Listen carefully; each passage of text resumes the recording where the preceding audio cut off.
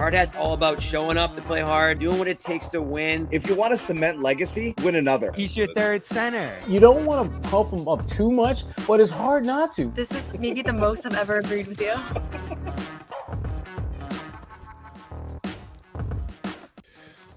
Got to be able to win games in different ways. So Joe Mazzulla at the podium, guys. We're going to start out with this, all right? Making winning plays throughout the game and doing whatever it took.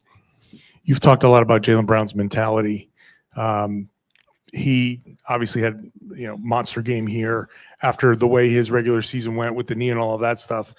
I mean, just kind of prove your point. Like, can you just speak to that mentality to get him to have a game like this after his knee's been bothering? Yeah, no question. I mean, listen, he's been great, consistent throughout the season, and towards the end of the season, obviously, working through him. But you just trust the mindset and really the warrior mentality that he has, and he knows his mind, he knows his body, and he can take it to another level mentally and physically. And tonight he did that for the team on both ends of the floor, especially to start that third quarter for us. Coach, Joe, Jaylen Brown played amazing tonight, especially in the third quarter. Do you think it's looking like he'll get his second Finals MVP? We got a lot. We have a game 2 days from now in Orlando. But he did play great tonight, and I'm glad we have him on our team. And he's a warrior, and I appreciate him. Right. Joe, when did you find out that you guys wouldn't have Jason tonight? And you talked a lot about winning on the margins, just with the offensive rebounding and the free throws tonight. How eerie do you see you guys thrive in those areas when it wasn't your greatest shooting night overall? Yeah, I mean, the game comes down to the margins, and that's a physical test that we have to be able to do. And I thought they got the best of us. I thought we fouled them a little bit too much, which allowed them to sustain some of the runs that we were able to go on. And we just got to do a better job of that. And we could do better. There's 15, 20 possessions that we got to get better, and that's what we'll look at tomorrow. So we got to get ready for that. And about with Jason, when did you find out about any other updates in terms of how he's doing? Yeah. You didn't know when did you find out he couldn't play? I have no idea. Dude. Joe, when Jason goes down and can't play tonight, Jaylen steps up, not only the 36 points, the 10 rebounds, the 5 assists. What does that say about him as a player? I mean, it's a lot. I mean, at the end of the day, he's willing to do whatever it takes for us to win. And he didn't come in saying he had to get 36, 10 in there. He came in and said, I'm going to do whatever it takes to win. And that's what he told me yesterday. And, that's just the mindset that he has. So regardless of if it's going well for him or not, he can take it to another level. And he did that for us. And I thought the guys kind of fed off of that. Yeah, I don't know if it's repetitive. I apologize for that. But does Jaylen play differently from your perspective when Jason's not there? Like, does something change, or is it a different game, or is it just more of him without Jason there? I think every game is different. I think every game provides a different opportunity to do different things. And obviously, regardless of if there's a guy in or out, everyone's not necessarily their role, but what's expected of them changes just naturally, whether you're playing different lineups, different positions, different sub patterns, whatever the case may be, the matchups are different. So at the end of the day, I know he comes into every game with an open mind, and he'll do whatever it takes to win. So that just looks different regardless of who's in, who's out. Tonight it called for playing most of the second half. In the first half, that unit that started the second quarter went on a good run, so he extended his rest, and then in the second half we relied on him to bring it home for us. Joe, there were points in this game that your guys could have lost poise because of some of the physicality. Al looked like he was frustrated. And then it seemed like your guys focused and kind of channeled whatever frustration they had. Is that something that kind of says something about who they are? And is that something you like to see if a team is going to come at you like that, to see your guys almost laughing at it? I just want to see us play basketball, win the margins, be physical, be tough, execute. That's all that matters. And do it together. It's the most important thing. And I thought our guys did that tonight. And, now the series starts because we're going to a place where they play really well at home. And I expect the absolute best of them. We've got to be ready for that. You guys huddled up after that little dust up there early. How have you kind of tried to respond or wanted to see your guys respond to some of those fouls or some of, those moments early in the series? I mean, we're not responding to anything. We're just playing the game. Every game is different. There's no response. It's just, hey, be aware of your environment and what's the environment need, and do it. Do it as a team. What's the most important thing? Focus on the margins, the details, the execution, the toughness, all those things. So it's not really, we're not responding to anything. We're out there playing, we're reading the environment, and then we're just taking what the environment gives us and going from there. And the way they defend you through 2 games, what do you feel like you guys are getting out of that? They're obviously really challenging you guys offensively to be at another level. How have you guys embraced that challenge and stepped up to it, you feel like? Yeah, I mean, good, but we could always do better, which we did. There's moments in both games where we have to be better offensively because of their physicality, and so for the most part we're handling it pretty well. But we know we have to be better, especially now that we know we're going to their place. Joe, just wondering your reaction to Kristaps taking the hit and the cut and what you saw there. I didn't see anything. I just knew he had to shoot the free throws in order to come back in the game, and then he came back and helped us finish it off. So appreciate his toughness. Like I said, a lot of the stuff that he's doing tonight, I think, showed up on the box score, obviously with 20 points and 10 rebounds, but he's bringing a physical dimension for us on both ends of the floor. That's really important. Joe, it's the second time in like 2 or 3 weeks he's been cut and needed stitches. I mean, you're in USC guy. Like, you got to admire just kind of him just going back and getting stitched and coming back out. I mean, that's something that's got to kind of, touch you a little bit. Yeah, I mean, I like his overall just approach. I think he has an innate ability to take things very serious and at the same time, have great perspective. And, you see how I think he can control his environment really well with how he handles the crowd and how he handles the physicality of it. And he can maintain his poise. And he just has a great way about him. And I think that helps us. And I do. I love watching him. I like watching him bleed on the court. I think it's important. And then he comes back in and does his job. So I do like that about him. You played some zone defense through the game. What did you think of the execution of it? I mean, that's a process versus result question. There was, I think, two possessions where they scored on it, but we gave up the shot that we wanted to, or we got in good position and we may have fouled. And sometimes we left them open, and I mean, we didn't leave them open. They got open and missed the shot. And so it's just one of those things that you have to have a feel for, and and try to change the rhythm of the game at different times, because they're so good offensively at getting what they want, and you just have to fight to try and take that away. Joe, obviously with Jason, you have to find different ways to initiate offense. You guys posted up a lot. You did in the regular season too, but against such a physical Magic team, how do you feel like that went, especially considering it's not just the big guys like Jaylen and the guards and everybody doing? Yeah, I mean, I think it's just more about taking what the defense gives you. I mean, they're doing a good job of changing some matchups and changing coverages, and they do shrink the floor really well. So at the end of the day, we just got to take what they give us. We got to make the right reads. We did that, I'd probably say, 65-70% of the time, and then we got to get better to the 30% on our reads and, at the point of attack. So, whatever they give us, we have to be ready to take advantage of. Is there any thought process of using those post-ups as a way to match the physicality, or is it just purely the best way to get offense with Tatum? I mean, the best thing to do is to just play, execute, have an understanding of how you're being defended, what the coverage is, what type of shot can you get versus the coverage, what's the spacing, and win the margins. Thanks. There you go, Joe Mazzulla. After a win here, the Celtics take down the Orlando Magic. Jimmy Toscano didn't miss a thing.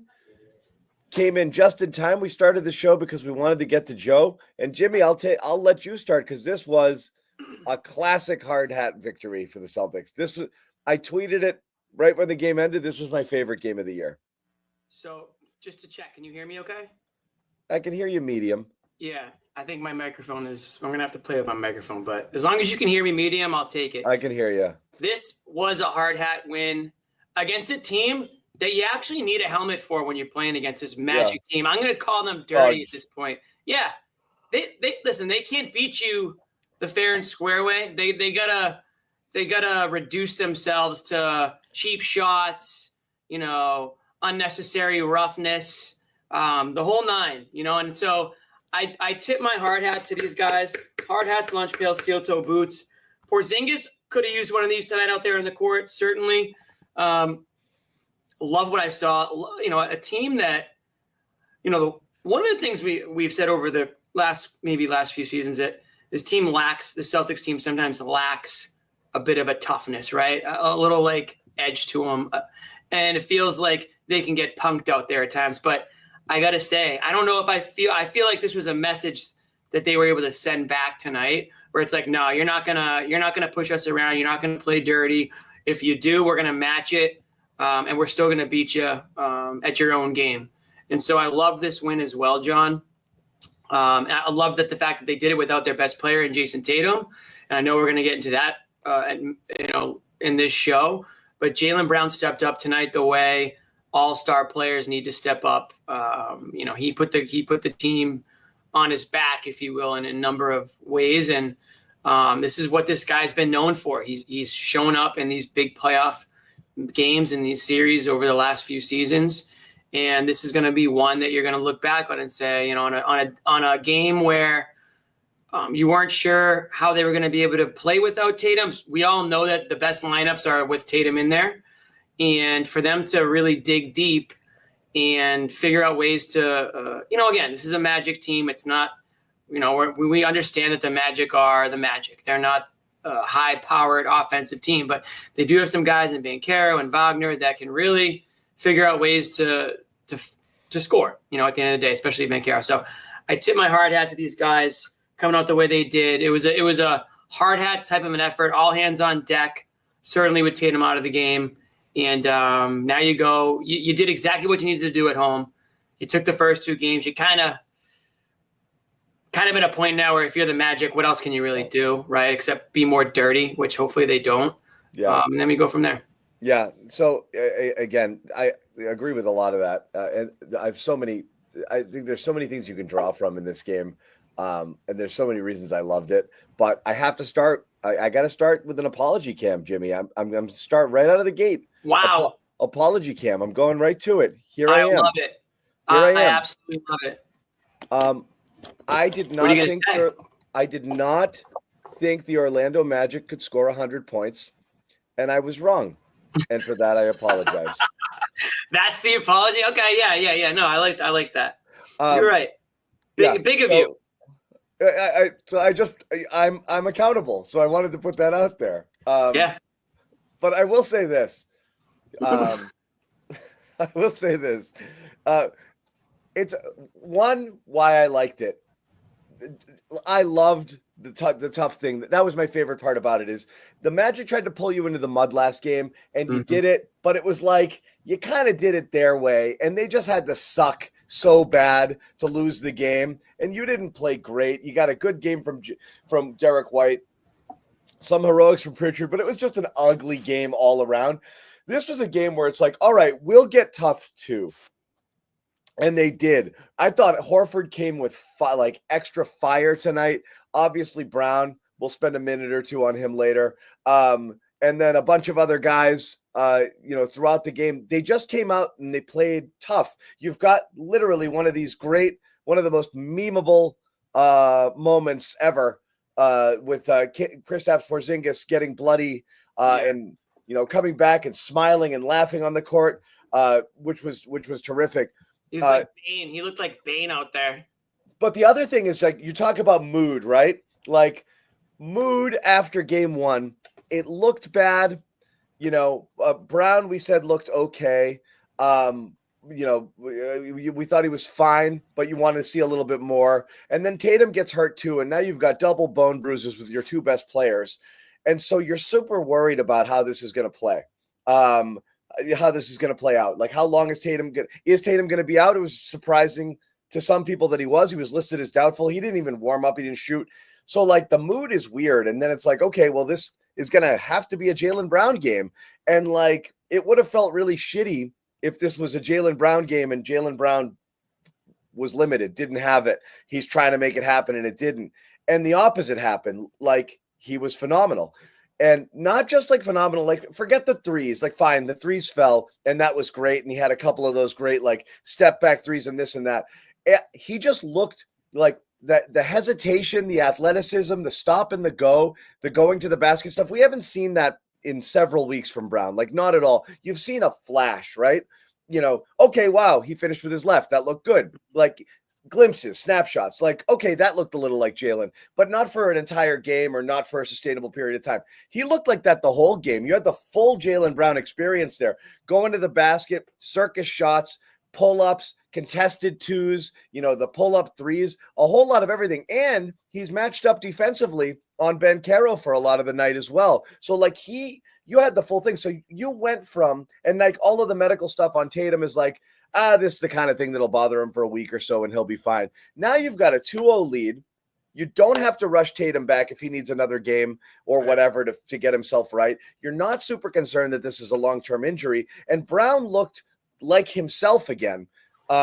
Eventually Jimmy's going to pull it together, and then we're going to really start this show. So like if you're a Celtics fan from the end of game 1 when Tatum went down, your mood's got to be flying up here. I loved all of it. I loved all of it tonight. You feel so much better about all of it with that. Like, I'm not as worried that Tatum's going to be gone long term, and I think we needed to see a game like this from Brown.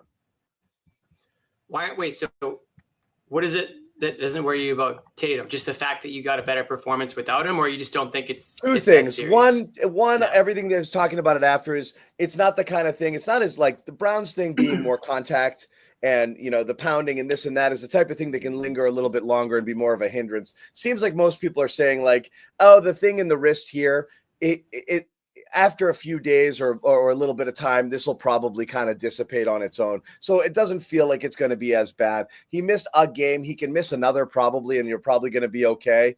And you're fine. But again, I think Brown is the key to all of it. Like this is the thing you're worried about. Like if Brown's not Brown, winning a title is really hard. If Brown's this guy and then the Tatum injury isn't that bad, you're right back where you were before any of this happened. It's like, okay, back on course. 100%. Yeah. And we said this before. If you have Brown out there looking like 50%, he could really end up hurting you. But we're not seeing that. I think even in game 1, you didn't get a 50% Brown. You got a guy that just looked like a good NBA player. It didn't look like the Jaylen Brown that we've all come to know and love and the aggressive physical version of him. But I thought game 2, and what did I say in game 1? I'm going to be more interested to see what he looks like in game 2 than I am in game 1, because I want to see him on less amount of days off, So he obviously had 10 plus days, 10, 12 days off before game 1. I want to see him with, 2 days off. And so past with flying colors. I mean, this was a grade A performance, 36, 10 and 5. And the best part, John, was the 3-points falling tonight, which has been something that whether it's Brown or Tatum, that 3-point shot has been a bit elusive for these guys. And Brown did not have a good 3-point shooting season, even really got away from it for basically the second half of the year. And tonight, again, when he needed to, because he needed to change his game up a little bit, because they needed that extra oomph, and there were a lot of more shots to go around tonight because Tatum wasn't out, he relied a little bit more on that 3-point shot, and luckily it fell. 5 of 7 from 3 is just unbelievable for him. So love what you saw from Brown. I'm with you in the sense that I don't get the feeling, and again, this isn't based on anything other than what my Uncle Joey told me at MGH, is that, the type of injury that Tatum has, he didn't snap anything, it makes it hard for a day or two. It gets kind of stiff, but otherwise he should be fine. No, but it just felt you do get that kind of vibe. Obviously the fact that he was doubtful is better than just straight up out. Although I think you probably guessed that they put him as doubtful, but they knew he wasn't playing, right? Is that kind of what your take was from the beginning there? Regardless, being up 2-0, you don't feel like you have any pressure to rush him back out there. You obviously want to, take care of business in Orlando too. You don't want to make this into a series by dragging anything out, but love the way that they won these first 2 games. And I just like the answer. I didn't, the Magic, and shoot around today being like, we're not, basically saying we're not going to apologize for anything. We're going to play our game and we're actually effective in it because we're getting them to complain about stuff. Well, it's not really like they're complaining. It's just that they're recognizing that, this was borderline dirty, cheap shot. And then the Magic wanted to double down on it tonight, and the Celtics answered. Yeah. So Shout out to them. Yeah. And that's all we release. Yeah, get Tatum. Thanks, John. Get Tatum. Jalen's pain injection yesterday had that burst tonight. Look, Jaylen looked he looked completely different. Completely different than anything we saw. Even the games, even the Phoenix game, and what was it, Washington, where he had points. Even Noah, eternal optimist, was like, he looked the same to me. Just shitty defenses and the shots were falling. This was the first time he looked like athletic again, like fully closer to it, just in terms of how he was setting guys up, the hesitation stuff he had guys on skates tonight. He was trying to get before tonight. Every time he tried to get somewhere, he was just running into walls. He couldn't get around people. Completely different tonight. So not shocked, but yes, that's what you want to see. It was so relieving to see it. All of the friggin' Twitter, all of the comment Jaylen champions out there who can't tell the difference between fast and slow and think this is always what he looked like. He didn't. This is different. He looked different tonight. Everyone can rejoice all together. Okay. If you want to call slow fast, what it was before, or unathletic or stiff, that's fine. You can do that. It wasn't. This was much, much, much better. And again, we're stacking it against other games where he had production late in the season, not just that Knicks game where everything looked really bad and he looked really, laboring and this and that. And even better than game one, he was moving better than game one. So who knows? That was the key to the Tatum thing. If Tatum's going to be out, then it's going to fall on Jaylen. And this was, I'm not going to say make or break, because it's just game 2 versus Orlando. You're winning this series, but it was important to see it. And like I said, I think you got to feel a ton better about this after the game here to see him do that. The rest of it was kind of similar. That's what makes the Celtics, right? You didn't have the Derek White awesome game, but you did have Derek White coming through with a couple of heroics in the fourth quarter when they needed 3-pointers there. Cavaliers end up winning. There was a little bit of drama in the chat with some people. Miami had given them a bit of a run there. The Cavs are now up 2-0 here as well. But yeah, same. The rest was kind of the same. Jaylen Brown played the offensive hero tonight, where it was where the other night it was Derek White. With the other guys, struggling to get going offensively. Drew Holiday had an awesome, super active game. He didn't knock down threes, but that's fine. Porzingis had one of the weirder stat lines you're going to see. And we'll talk about that moment with his head too as well. You didn't shoot it well. 5 of 14, 0 of 5 from 3. 14 friggin' free throws. He got to the line 14 times. He was pretty spicy. And then Pritchard again, thank goodness, because the bench right now, Hauser has yet to score in this series, and Luke Kornet is getting played off the floor every minute he's out there. But Pritchard's hanging, and that's important. Mr. Sixth Man of the Year is in there, and he's hanging. So, a lot of good things in here, but kind of similar to what you saw in game 1. Orlando's doing their dirty shit. Paolo's really all they've got for offense with a little bit of Franz sprinkled in. And man, you got to love watching KCP eat shit in this game and just look like the worst friggin' player on the court. I love it. I love it. He's good at one thing, and that's just roughing it up. I don't know, man. He was integral to the Nuggets, championship a couple of years ago, and man, he's happens trash. fast. Yeah, happens fast. Yeah. Maybe this was kind of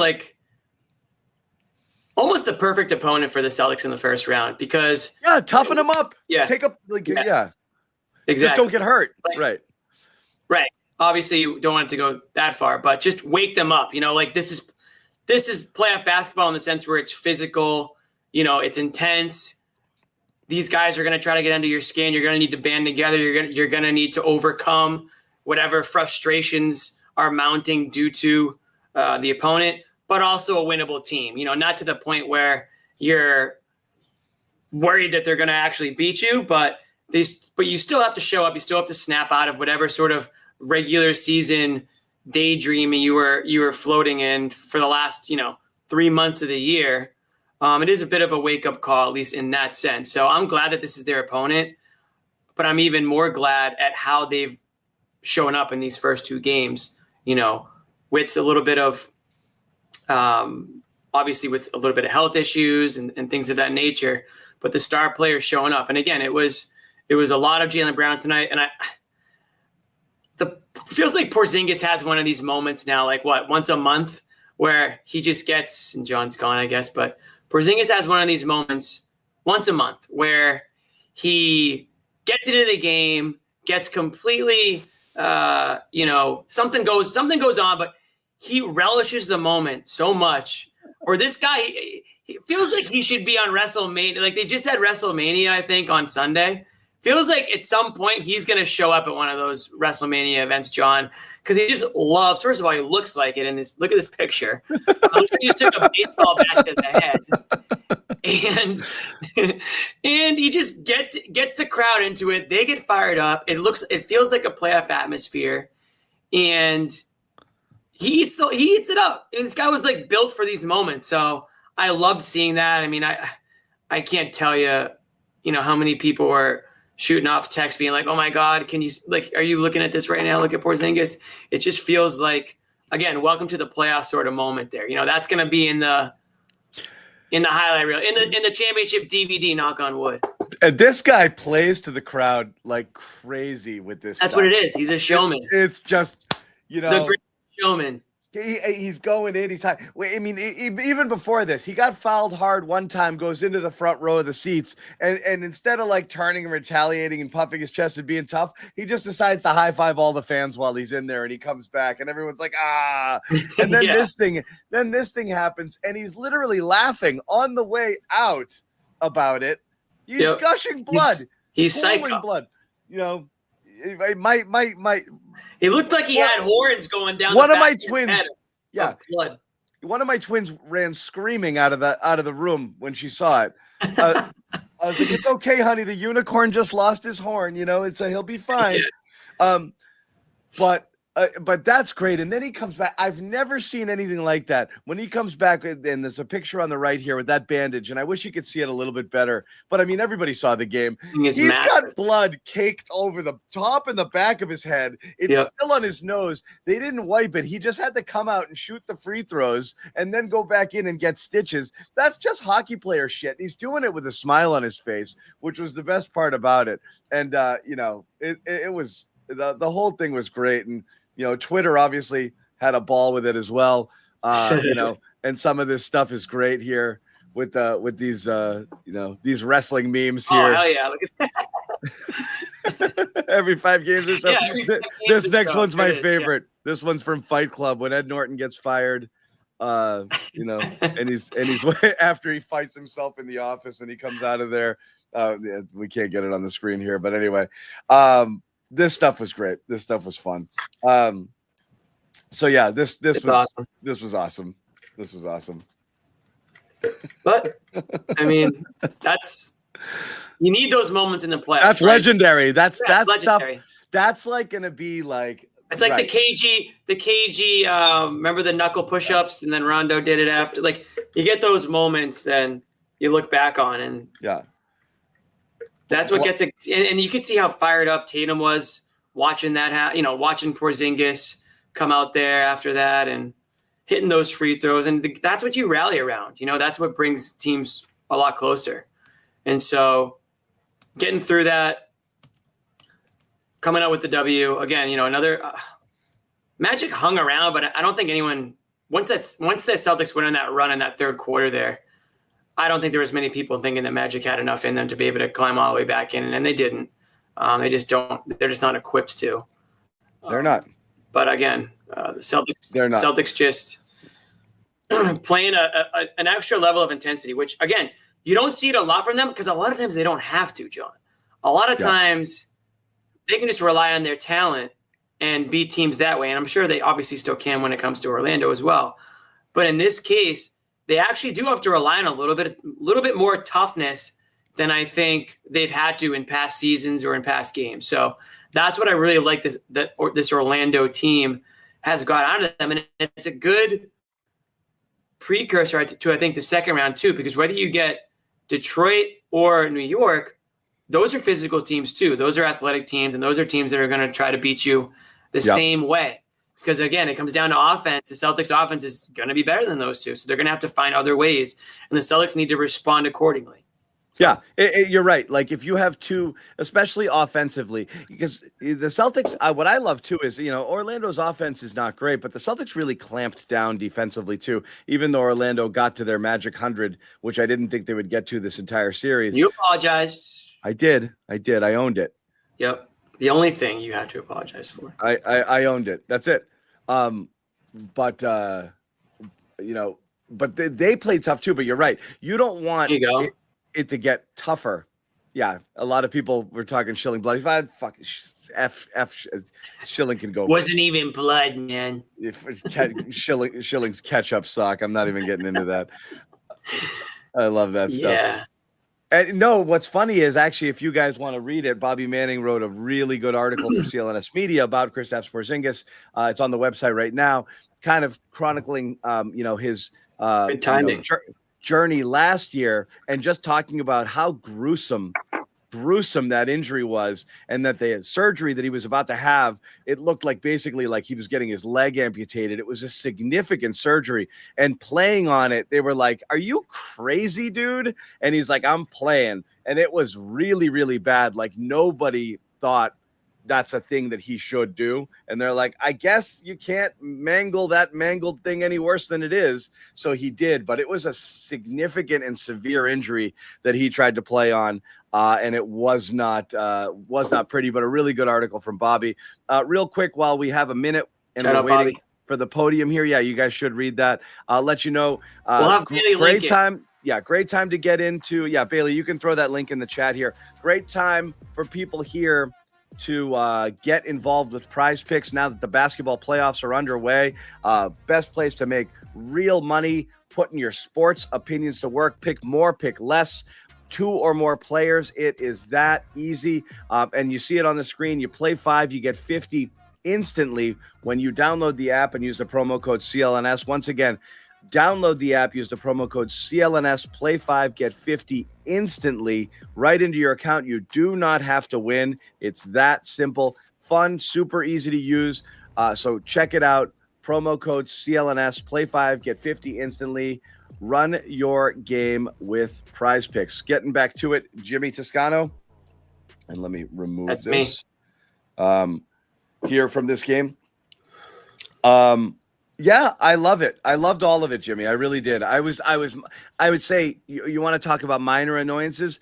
It was a little annoying they couldn't have a kill shot because they had them a few times, 15, 12, 11. Mm-hmm.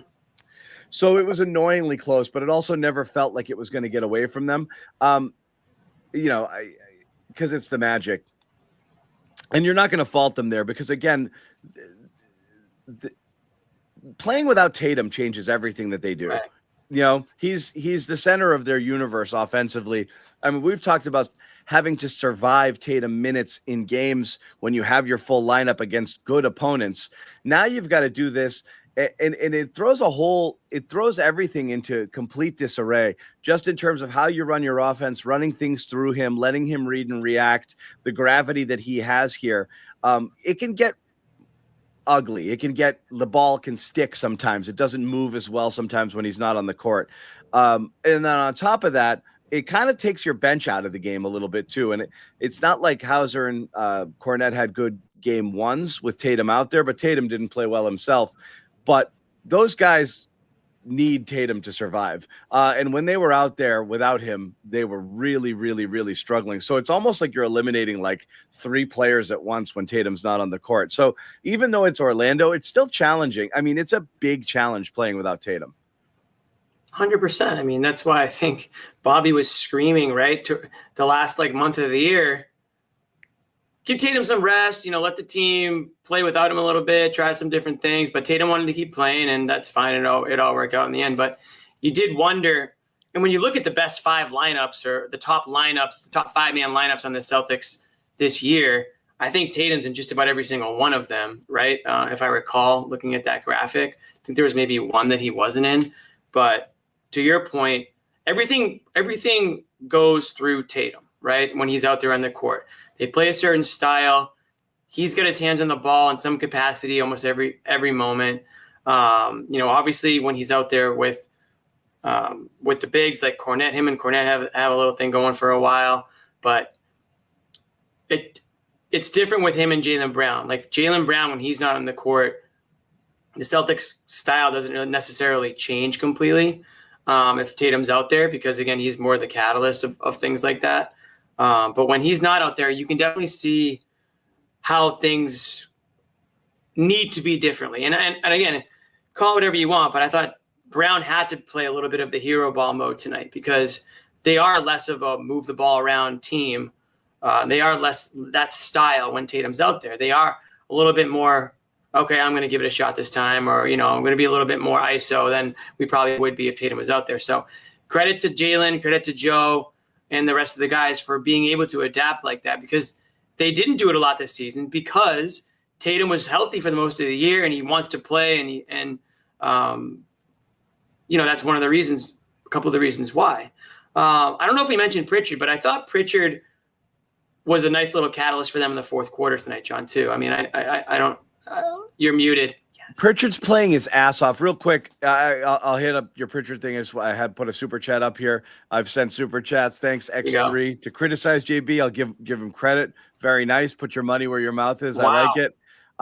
And KCP, this is NHC777. Thank you for the super chat, all of you guys. We appreciate you watching. We appreciate the donation. He ran straight into Al on purpose. I love that plausible deniability thing. Like, what? Same thing with the Batazzi elbow. Like, dude, come on. You know what you're doing, right? You know what oh, dude, where's your head there? Like, yeah. I hate that stuff. We were talking about that with the Tatum landing. When I was so mad, the guy landed in his zone. I'm like, it's 100% intentional. You're like 100%. These are all like, you throw your arm up, like what? The kicking on the shot. You were fired up about that. Actually, you hit a guy in the seeds. I think that stuff. That's the dirty stuff. You want to play actually dirty? Just do a Mikhail Rambis and just clothesline somebody. Yeah, own it, and then stand over him and own it. Yeah, I hit you. I hate that. Whoa, what are you? I'm so sorry, buddy. So like KCP clearly is trying to get spicy there, and Al was extra spicy tonight. So I loved this. But back to your Pritchard thing, Jimmy. I agree 100%. Pritchard's working his ass off because they're pressuring him. He's handling the ball a lot. He has to work really hard for it, and he's getting there. He has to really work to get his shots off and get to his spots and to get to the basket there. And they're a tough physical defense. I think he's playing his ass off. I thought he had another awesome game. Agree. Yeah, no, he did. He co-sign. There we go. Love that. I love it. Sixth man of the year, Peyton Pritchard, by the way, officially named. Congrats to him. Well earned. I think he was the rightful winner of that award. So they got it right. And the one thing about Pritchard is, there's going to be some games where maybe he gets negated a little bit, and maybe it's matchup based, and maybe sometimes size or physicality can be too much. But one thing you'll never question is if this guy is giving it his all out there, and he is fighting through it right now, and he's matching physicality with physicality. 14 points on a physical game against a tough defensive minded Magic team, coming off the bench the way he did, and again 3 of 6 from 3. Again, it's another one of these because he's the guy that, when you're looking at the bench, who's going to have that mentality? Who's going to come in and just play their ass off? Who's going to get physical? Who's going to get dirty? Who's going to, like you said, give everything he can out there? And it's been Pritchard. And so he's come to play so far already in this playoffs. And I know last year he was famous for basically like the half-court heave that kind of put him on the map there, I think. But I think he's obviously shown everybody since then that he's more than just, a circus shot guy. Agree, Nicole. Hands all over him. They're hand checking everybody, but they're hand checking the crap out of Pritchard. It's really hard to get anywhere. And he's able to do it. They're constantly all game long. It's unreal how much they let him get away with. Yeah, I mean, I kind of like it in a sense. I like when the refs swallow the whistle. I want it to be even. I want it to be fair, obviously. And guarding Paolo. Good point, Zach. He switched on to Paolo and competed multiple times tonight. It was an awesome Pritchard game. And I think because he is such a good shooter, I think his defense can be a little bit underrated. Obviously, being undersized makes it a little bit more difficult. But if you're talking about like full court type of pass defense, I can remember Jaylen Brown specifically saying like how freaking much it sucks going against Pritchard in practice because of how in your face he is from just the get-go. And so listen, he loves playing that style. I think the Celtics want him to play that way when he's out there, balls to the walls. He has like an unbelievable motor. I've never seen the guy take a play off. And so certainly not now in the playoffs are you going to see that happen. So, it was good. It was good. Good to see that. It was good. I loved it. Like I said, there was a lot of good. Yeah. As T writes, Noah's smiling somewhere. Somebody in the comments room. Oh, what's that? Here it is. Noah's smiling somewhere just because of how Pritchard played today. Picking up full court. There it is. So, again, that's who he is, man. The other super chat guy is a classic JB Hader fan. 36-10-5. This is yeah. That's okay. And you say he played well. Hey, baby steps, all right? Baby steps. You got to start somewhere. Right, John? I love it. Yeah. Played well. 36-10-5. Yeah. Yeah, we'll give him some credit. He showed up today. He showed up. Yeah. He was good. I'll ask you real quick because we're going to spend time on all of these guys again. We'll go once around the horn with Bobby and Noah, but just covering everything. How worried are you on the Tatum stuff? I'm a little less than I was, but I don't love it. But also, again, I'm buoyed by Brown's performance, where it worries me less because I'm not as concerned that it's going to be. Like I said, I was a little gloomy last game because I was like, man, you can't do it without both these guys. You can't do it with both these guys at less than their best. Like that's going to be hard. So I don't know. But where are you now in your panic meter? A day later, he missed. Can we run it? Can we run the panic? He missed the game. No, I don't want to do panic meters in a win right now. I just want to do a concern. All right, fine. Concern clock. What do we want to call it? A concern clock? I like that. I'm probably like, all right, so if we're going around the clock and 1 is like not panicked at all and 11 is like sound the alarm, I'm like 7. I don't know. It's never good when you miss the game, right? I mean, hot take. Is it good to see Brown step up in his absence? Absolutely. But I'm not like this Celtics team is not going to win the NBA Finals with a Jason Tatum that's in and out of the lineup. Let's put it that way. Right. Now, as soon as he went down. Yeah. Go ahead. Sorry. No, if you take everybody at their word and again, he was doubtful for game 2. Maybe he'll be questionable for game 3. And still, even if he misses it, fine. But if he's going to inch up closer to being able to play again, then fine. I'm not going to make a big deal out of it. But I'm telling you, if you get to the second round and he's not close to where he needs to be, what I worry about is the shot. That's what I worry about because we're talking about a wrist here. We're not talking about a finger. Yeah. This is the moneymaker, right, John? You're muted again. It's okay. Whatever you said. I'm eating an M&M. Then yeah, mute yourself again. But when he left it, when he injury happened, he goes to the line, he misses his free throws. Obviously, I thought that might happen. The wrist is going to be very stiff until it's not. And that's just going to be until it's not. There you go. Yeah, the doomsday clock. Until and again, we don't, the Celtics aren't very forthcoming and probably no pro team really is going to be.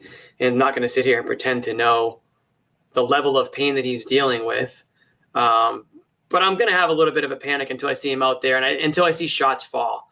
Because that's the one thing that you want to pull your hair out about, John, is when he starts to take those shots, difficult shots, forced shots, that if he just minimized, he'd be a much more efficient scorer. Well, now where does that line fall? If he's got a little bit of pain in that shot and if it's a little bit, again, stiff or just enough where it's not the natural shooting motion. You don't want to have to change that at this stage of the game. So until I see him out there, I definitely have a little level of panic. And also it's Jason Tatum. It's not a guy you can just replace, not a guy you can plug and play around. And they got by again tonight, and I think they'll get by the Magic. But if we're talking about the Knicks, if we're talking about the Cavs, if you're talking about a Western Conference team, it's another story. Let's hear Kristaps Porzingis taking the podium now. Wow, the with scar is fresh cut- showing. Fresh cut. You can see the scar. Let's hear KP. All smiles. It looks like Frankenstein. How many stitches? 5. That's it? We know this. That's it. Wow. It looked a lot worse than that. Did it feel a lot worse than that? No, honestly, the nose one felt like a pretty good one. This one was just a quick flash, a quick cut, but I saw the amount of blood as soon as I looked at my hand, so I knew it was going to be like some stitches for sure. But yeah, not too bad. I mean, you're smiling right now. You love this. You love that moment. I mean, what's it like out there? You love having this. that, but seeing the crowd go nuts. You're for the second time. No, I love my like WWE moments for sure. There it is. It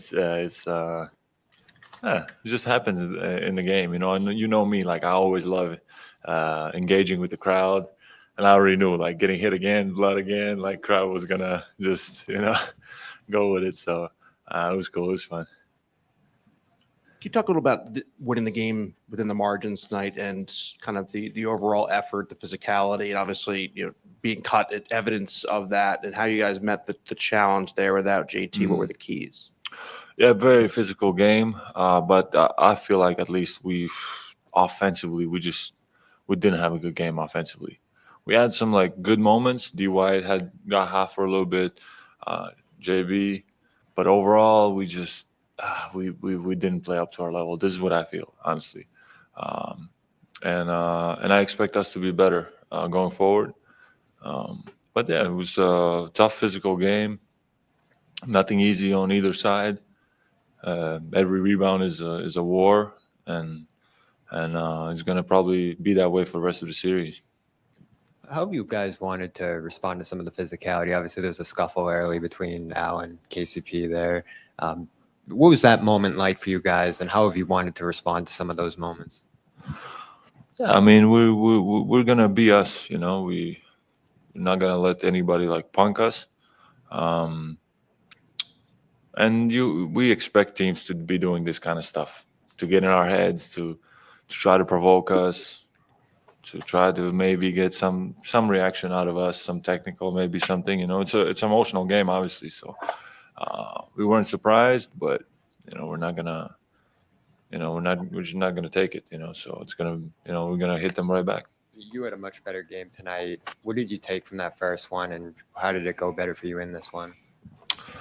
Yeah, I was just more aggressive. My shot is still, not rushed, maybe a few shots. I still feel like I can, I have like much higher level to play offensively, especially. I missed a lot. I missed even free throws. Like I missed a lot of stuff, So, yeah, I expect myself to be a lot better offensively. I think defensively, I'm doing well. Yeah, first game was not ideal.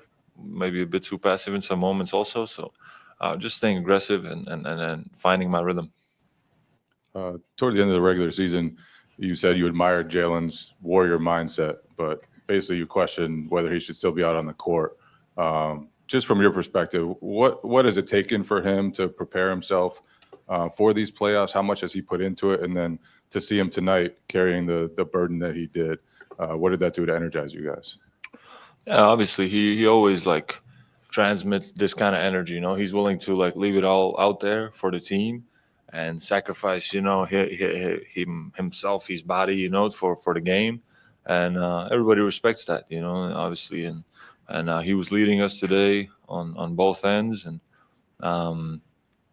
yeah, he was doing JB, and that's what we expect from him. And he's at the same time managing this stuff that he has, and there's no like challenge big enough for him. Like he can do whatever, So he's just gonna keep taking care of it and keep playing the same way. We're gonna be happy. Kristaps, right here. After getting hit in the head with the elbow and watching your own blood down your back of your head, Most of us would have called it a night, but you didn't. Like, what made you go back into the game? Did you know you're going to go back? What went into that, like, coming back out? No, honestly, how can I not come out like, oh, I have 5 stitches, I can't play anymore? Like, no, like my legs work, everything works, you know. So of course I'm going to be out there, and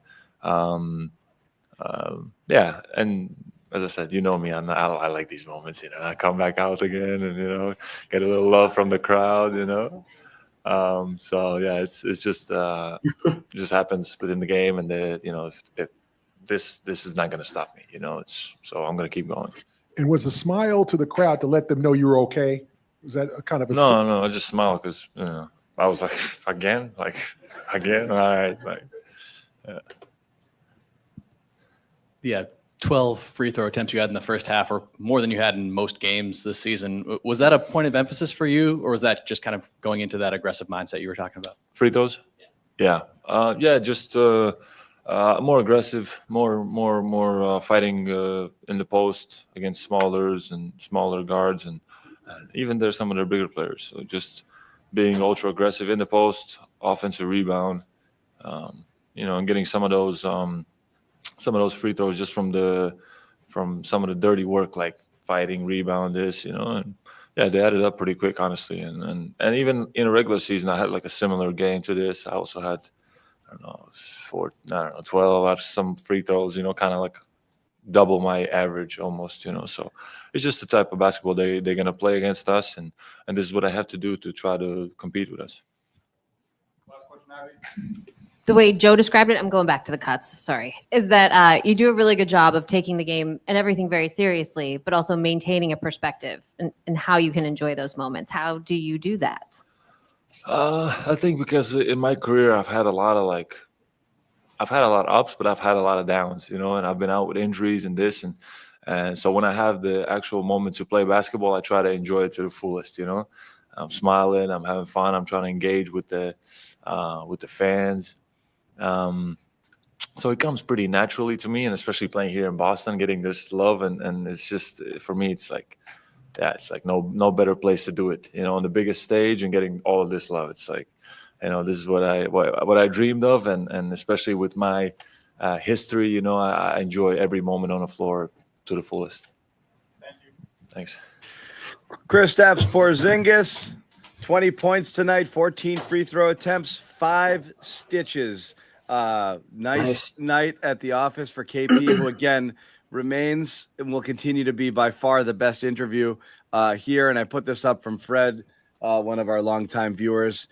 Thanks, Fred, for watching always. But this brings me back to Jimmy and conversation. I'm not calling you out because we all had the same concern, but it's so funny to think back at the beginning that how's Porzingis gonna fit?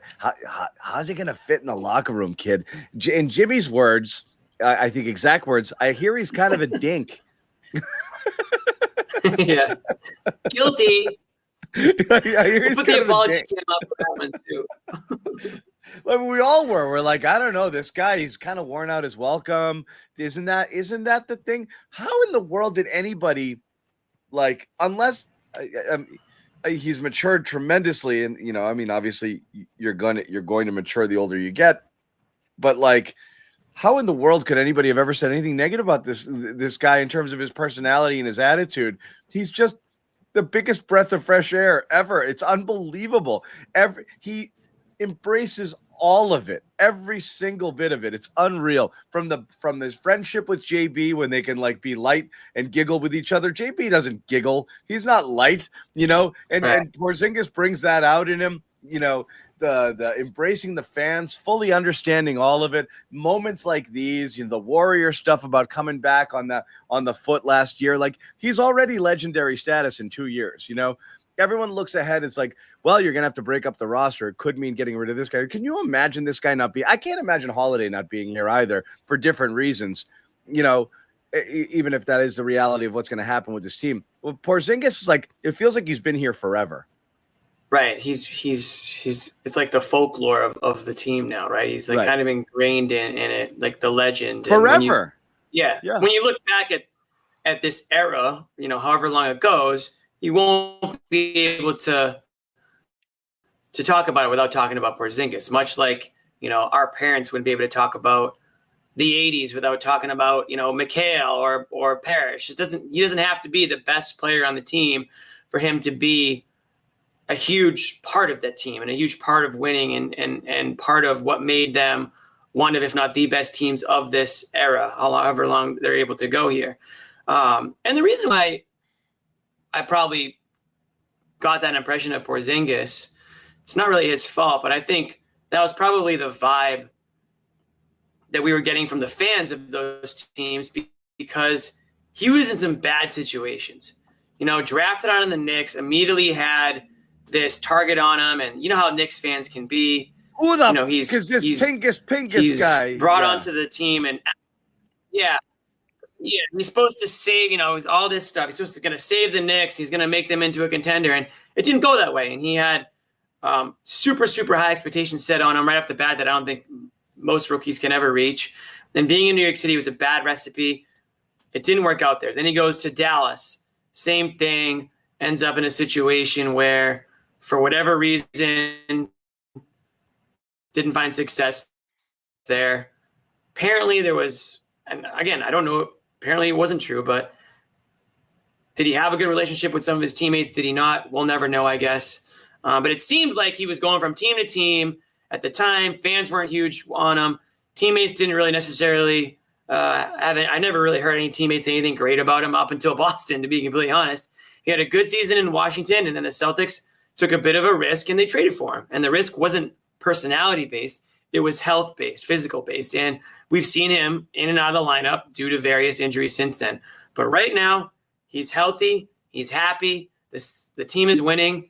And you can see it in his smile, in his face, in the way he works the crowd, and the way he plays out there. I said it all season long, not just over the last couple of weeks. This has, in my opinion, been his best season as a pro from top to bottom. Yeah. And he probably would say the same thing. And I think just the way he feels, he said it right now in his press conference, just so appreciative to be where he is now, having been where he's been in the NBA and some of the situations that he's been in, to now find himself in this organization, winning, happy to be out there, even when he's getting elbowed in the face or he's getting his nose broke or whatever. He's eating it up. He's eating it up. And the fans, as Boston fans have been known to do, if you lay it all out there on the line and you play hard and you kind of embrace the culture and embrace the city and embrace what it means to be a Celtic, then they're going to love you. And I think that's where Porzingis is finding out. It's not that hard. It's not that complicated. Yeah, but again, for what happened, who he was, where he was, situations, sometimes it's not, New York, Dallas wasn't ever a good fit there with Luka. You're cast off into hell in Washington, but it's less about the bad stops along the way and why it didn't work for him. It's just, you have those guys in those moments and you've got one here with Porzingis. And the second they get here, you're like, this guy should have been here all along. Like within 10 seconds of Kevin Garnett being here, you're like, this guy should have been a Celtic his whole life. It was automatic. It felt like he was, like he's literally been bleeding green his whole life. Bill Walton, same thing. And he's the epitome of he's the original happy to be here guy. He got here and he was he's one of the happiest dudes who ever lived, but he had a rough go. He had some serious injuries. He was battling it. He'd almost quit. He was battling depression. He didn't know if he wanted to play anymore. And he just gets rejuvenated. He comes here. He plays with Larry. He has this thing. He's got the city, ear to ear grin, sixth man of the year. And you felt like Bill Walton had been a Celtic his entire life. And Porzingis has that vibe too. The second he stepped through the door, it just fit perfectly. So he's been awesome. It's so much fun. Poor Dinkus. Jimmy's yeah.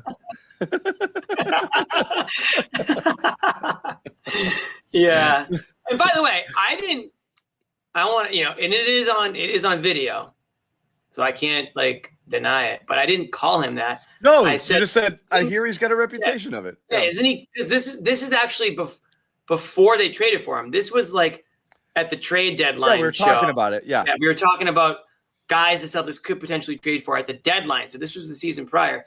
I was like, I don't know. I heard he's like kind of a dink. And that was the end of it. But hand up. Well, if we're doing apology cams, John, since you did one earlier, I can say it. I'll say it. Yeah, I was wrong. I apologize for believing the rumors and the fake news media that Porzingis was a quote-unquote dink. Double apology cam show. Double apology cam tonight. See, we're all people say we don't apologize for things, John. We're Hand accountable. up. Hand up. We're That's not on me for listening to those stupid rumors and not waiting and experiencing it for myself. We're not Bruins management. We're gonna, No. we're accountable. Apology accepted. There it is. Dink cam. Thank you, Latanya. Dink cam. I don't know where this is. Can oh, there it is. Get it out of there. Yeah, that's good stuff. Yeah, another guy who, again, whether he was meant to be a Celtic or not, he is a Celtic, and he's been a great one. 6th man of the year. Yeah. Won it the other day. And again, best contract in the NBA and what you're getting out of Peyton Pritchard. I do want to get to Kornet and Hauser because I'm definitely slightly concerned. I like this. Walrus. That's how we roll, Jimmy. Yeah. He could have been a dink, and now he's time. not a dink. Yeah. We're talking about Pritchard. He's not a dink. Pritchard's another guy. It's another guy. I don't know I did a show with Bobby after he won 6th man of the year, a quick one. I just never saw this for him. I always thought the ceiling was like maybe a role player, regular season, expendable. 100%. Yeah, never saw it. He's been great. Here's Pritchard after the game talking about both the 6th man of the year stuff, which again he held a press conference earlier too, and Porzingis's bloody heroics. From the getting the trophy and the 6th man of the year stuff to then playing a game. Not really, because I feel like I didn't really allow myself to really enjoy it yet. Maybe after the season, after we do this journey in the playoffs, then I'll sit down and really enjoy it. But my mind is just on competing and trying to win these games now. When did you guys find out Jason wouldn't be able to go? Close to the game time. What was your reaction to just KP's blood and kind of another UFC moment? Yeah, he loves it. He loves UFC, so I was like, this is perfect. This is fitting for him. Did you were you kind of shocked though by the amount of blood? It seemed like there was a lot more than the Suns game a few weeks ago. Yeah, I mean, he just took a shot to the face, was leaking, and came back out, and the crowd loved it. He loved it, so perfect. Jaylen was obviously limited at the stretch of the regular season, missed the final few games. What has been your perspective of just what he's done to ramp up his body, get ready for the playoffs, and be able Professional. I mean, he takes care of himself. I mean, you can just look at him and know that he's in good shape always. So he was dealing with a nagging injury. He stayed ready. Kind of took the rest of the regular season off the last 3 or 4 games or something like that. But he looked good tonight. How do you feed off that? Just seeing him, especially after what he's been through the last month, be out there and contribute. He's a high-level player, top of the game, so he brought it tonight, and he's ready to full throttle now. Did you feel like he set a tone early? I mean, what was your perspective just watching him at the very start of the game? I thought he was aggressive. He was getting to his spots. He obviously made tough shots, but he was getting, they couldn't stop him. So, and we needed it tonight. We needed every bucket he gave us. So it was a big win. Yeah, what was the collective mindset knowing you were without Jason? Just find a way to win. Over the course of the year, Joe says to us all the time, I'm sure you too, about finding different ways to win. Mm-hmm. Obviously, JT tonight, it seemed like the Magic were playing kind of the style they wanted, but you guys were still able to kind of find a way. How do you think those experiences throughout the year, random nights, kind of prepared you for those type of things? Well, I feel like if you're trying to win a championship, you need a lot of depth. You can't rely on just starters. So, injuries happen. It's a high-level intensity games in the playoffs, so stuff happens. So guys got to step up, and you got to get these types of wins tonight. That in one layup you had towards the end of the game, do you take extra pride in those kinds of plays? I know obviously you hit a lot of threes, but those kinds of physical that's below the basket. I was just glad I hit it because I think I missed my first 2 layups that were bunnies. So I was frustrated about those. So at least I hit the one that mattered most. Was the bench talking to you from Orlando? Mo Wagner, he played with us, so we have a relationship. But he likes to talk a lot. He's always talked, but that's my guy. Along those lines, KCP seems like he was trying to be a little bit of an agitator too. What do you think of like him and Al getting into it? It's the playoffs, baby. That's what it is. So we knew what they were gonna do, and that's what I told Al after. I'm like, it's just fun. This is basketball now. You guys surprised by Drew Holiday's dunk that kind of came out of nowhere? No, I'm not surprised. I've seen it plenty of times. I think maybe the crowd is because they ain't seen it in a long time. But I mean, that was easy. So it's obviously he's capable of doing that way more. Can you hear me? Yeah, I wanted to mention that Holiday dunk because I love that. That was, he's going to his left, down the lane, and typically that's one of those like, oh, he's gonna scoop it with the left hand and miss type of thing, and he just decides to go up and power it with two hands, and I was like, oh, because you don't see it. It's like, what the hell? Why are you shooting these cute little lefty, lay-ins when you've got that? Like, let's see the springs. So that was a good moment. Pritchard also talked about the Magic talking. We've got a little back and forth here. We're going to hear from the Magic locker room, as well as what Al Horford thought of the KCP play, and whether or not it was intentional or, oh, geez, I don't know. I didn't whatever. Oh, we got, I'm sorry. We got Jaylen. We're going to get to Jaylen your first. Knee. To come out and have this game, to play the way you did, do you feel any sort of like vindication or satisfaction or anything like that, knowing that the plan that you had in place seems to be working and you had this performance to win a playoff game? What's the question? Do you feel any kind of personal satisfaction or vindication that the thing worked? No, why would I? It's another game to be played. Jaylen, you talk pretty often about just fast starts, wanting to kind of, impose your physicality on the other team. Obviously, game one, you kind of talked about just watching a little bit at the beginning. I guess, how did tonight kind of go? You got off to a fast start. And how did that kind of set the tone for the rest of the night? Yeah, I mean, it was a physical game all night long. For me, just getting my jumper going, I think that kind of opened some stuff up. And just, playing the game, that's it, getting to my spots. It come down to it. It was just, making plays for my team. It wasn't too many X's and O's. It just came down to making plays. I think going into the next game, we got to find ways to improve the efficiency of our offense a little bit. And I think we'll look at that and see which ways we can get better at like 10 or 15 possessions where we had some, some wasted possessions. But great effort from our team to pull out a win. Good. Jaylen, how in general do you approach games when Jason's not going to play, when you know he's not going to be out there with you, and how specifically did that affect your mindset going into tonight's game and your plan?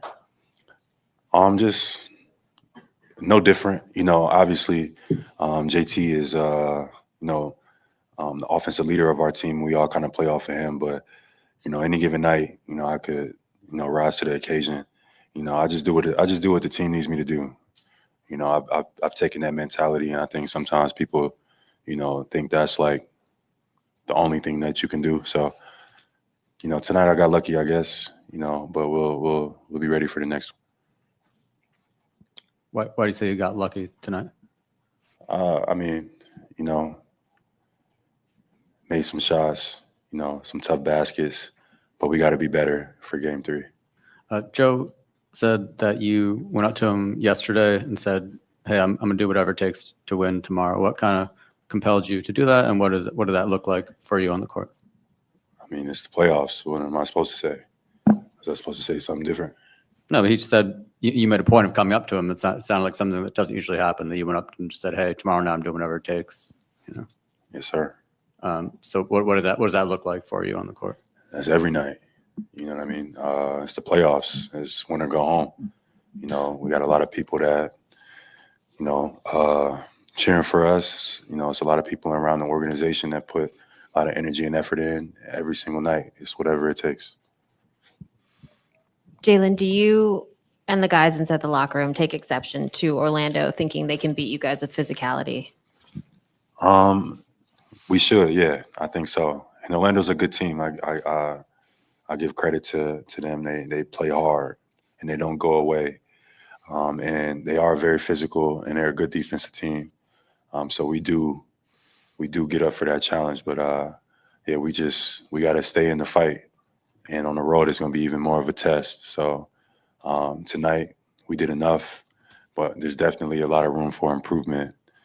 So, we got to be able to adjust and adapt quickly and get ready for game 3. Every game has its own story. This game was one, last game was another story, and the next one's going to be something else. We just got to be the ones telling that story rather than the ones watching it or listening to it. And then the legend of Kristaps continues to grow. Joe, partially joking, said I love watching him bleed on the court. What does that do for you guys when he has those moments?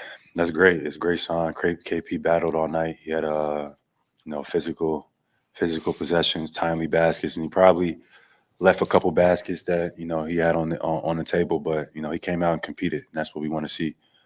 So even through injury, even through blood everywhere, I feel like that fires KP up even more. So we're looking to get him going on these road games because I feel like he can change the series at any point in time. He didn't shoot the ball well tonight. He was 0 for 5 from 3, but we know how good of a shooter he is. So trying to find ways to get him going on the road would be key.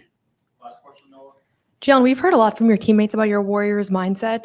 How would you describe what that is to those of us that just kind of hear that term but don't necessarily know exactly what that means? Kristaps has referred to you with that a couple of times.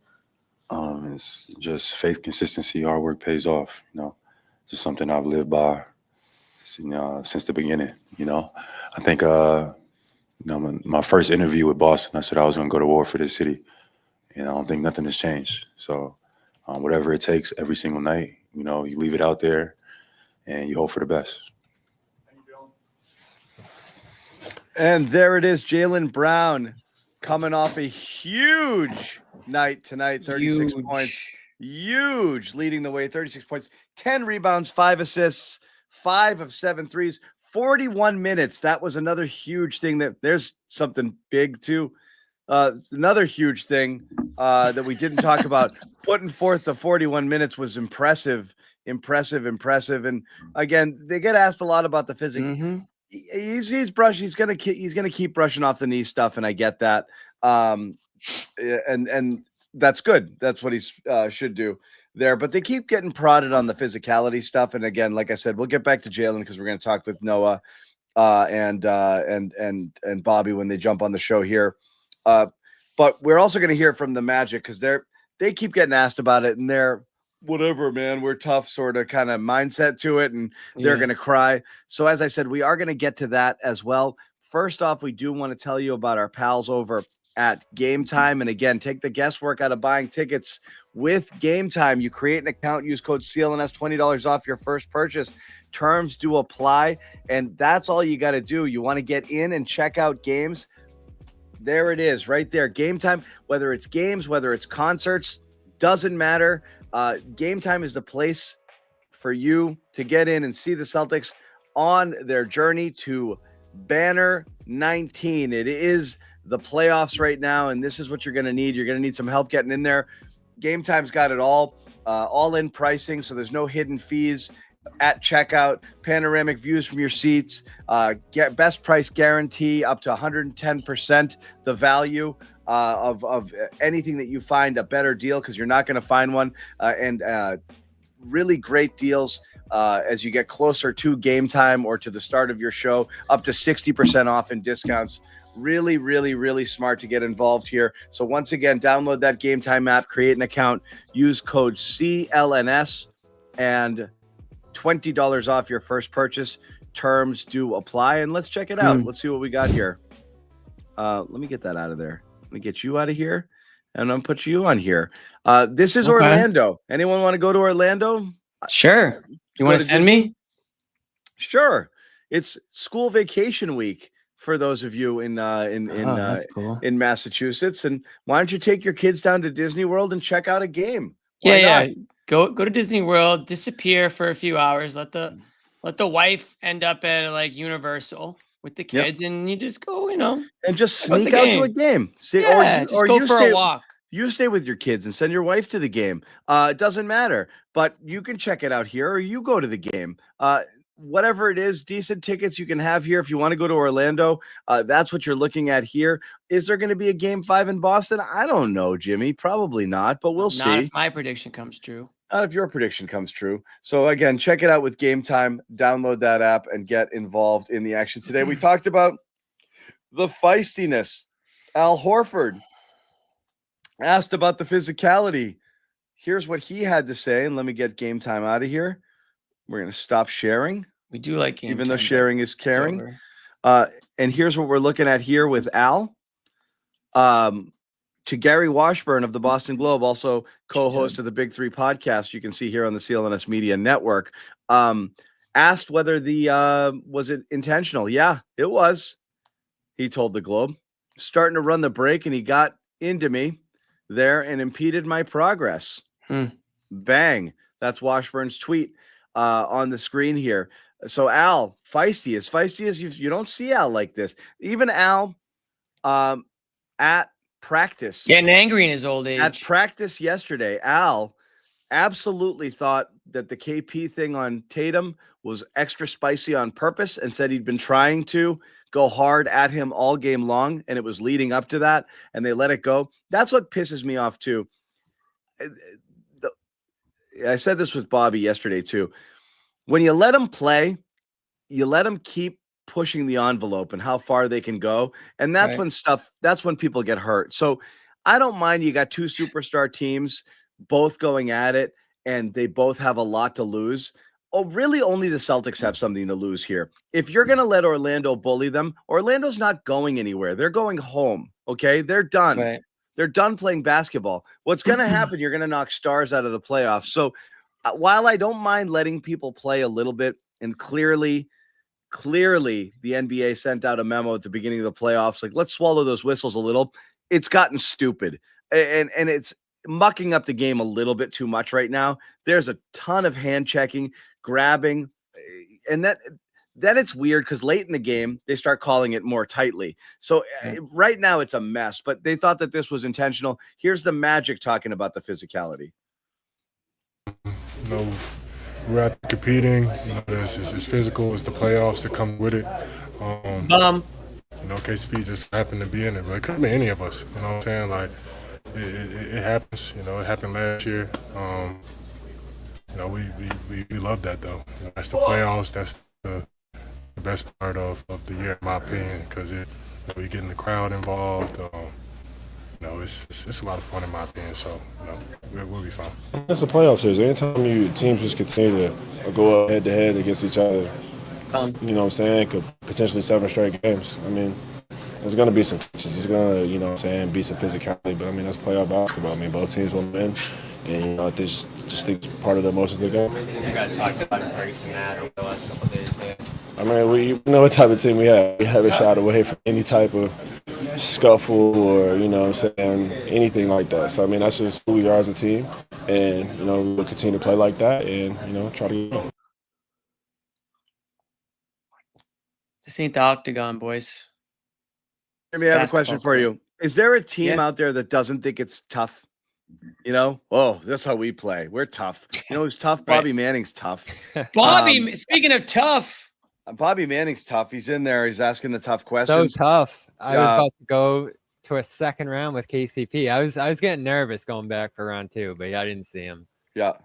Why nervous? Is he mad? Don't be nervous, Bobby. He's got his eye on you. I don't He's think. a fake tough I don't guy. think He's he a would have fake been. tough guy. I don't think he would have been thrilled to see me again. Oh, but, you poked at him? Yeah. Why did you hurt Jason? Bobby, I feel like you get that a lot, though. You must be used to that by now. Listen, someone's got to do the dirty work. Celtics did it tonight. Yeah. This is crazy, guys. I mean, you're always talking about what a championship team looks like, John. And to me, you know, the first thing I think of when you say that, what's that look like, is a team that can just win any type of game, figure out how to win a game that it doesn't seem like they should win, play whatever style that they need to. You know, we've seen this team go up and down with Indiana. Now we're seeing them in the lowest of the pace, most brutal physicality, and just absolute slog of a game thrive. And I was so impressed in this game because they got beat up. But, you know, there's a million examples you can point to in this game where they're on the ground or there's blood everywhere or There's just more tensions flaring. And all they did in this game was just walk to the free throw line, hit 25 of them, and ride that to a win. And they never really got knocked off their spot. They're smiling as they get up. That was such a great moment. And, I'll call it an all-time moment, John, here. I don't think anyone's going to forget that one anytime soon, the Kristaps game here. Special stuff, emotional stuff, too. It was a real emotional moment in the Garden here, too, when that happened. And Jimmy cried. Obviously, yeah. I mean, I was welling up a little bit, too. It was awesome. And, I love the You're comments joking, when but you you're guys- serious. I'm serious. You guys heard him say it. He hasn't played many games here, right? In the playoffs, period. And it's still so crazy to think about how beloved, how endeared he's been because he just hasn't been available very much. And it's because when he is available, you get this. And there's a connection, there's a productivity. I mean, he bounced back so well in this game, too, from just an awful game one. And I've said it a million times this year. I think they need him. I don't think they can do it without him this year. And so you're hoping he stays healthy. As long as it's stitches that are going to hold him together, that's fine. And he continues to be effective on both ends. And the defense has been great for him, especially. They slid a little bit when he came off the floor to get those stitches. He came back out there and solidified that end. And, John, I feel like it's the defense that's getting it done for them more than the offense, obviously, right? They haven't scored a ton of points, but they've shut down the Magic. We talked about it earlier. The Celtics, that's where they matched the physicality. They decided that we're going to play that way too. That's how you trigger your physicality, right, Bobby? It's not like just absorbing punishment. Where can you dish it out? You go back at them. If the refs are going to let you play a little bit, then be physical. And you've got the guys who can do it. You've got Holiday. You've got Brown. You've got guys. Holiday's been so great. Holiday's been amazing defensively. And I thought Jaylen played one of his better defensive games recently. And he's matched up on Banchero, and he's much more focused and physical there. And they were tough, man. They weren't playing that passive style of defense, which is, maybe they conceded a few threes and that's fine, but they were really aggressive. They were up on the ball carriers. They were pressuring them. They were really active. They were fighting through screens.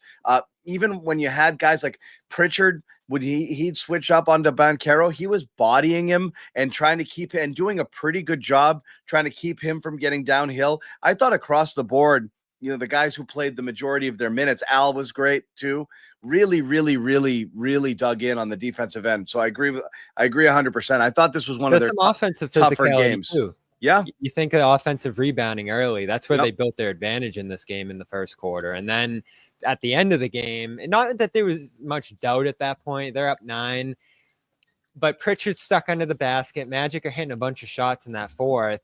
And if he doesn't score there, the play where he powered through Carter and got the and one, there's at least a chance the Magic make it interesting over the last couple minutes there, but that slammed the door.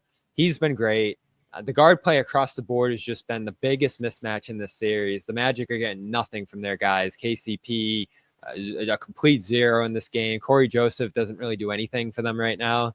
And then Anthony Black can't score at all, so you got Holiday, you got White, who hit the 2 big threes in the fourth, and then you have Pritchard doing what he's doing coming off the bench. That's where this series is completely lopsided. The Magic just don't have anything there, and I think that's been the biggest reason that the Celtics have had a slight edge in this series. And I don't know how it's going to go down in Orlando. I'm always interested to see how a series shifts, when it goes to the other side. This one's been close enough to at least keep my mind open to something interesting happening here. But I think, Jimmy, you predicted the 4, right?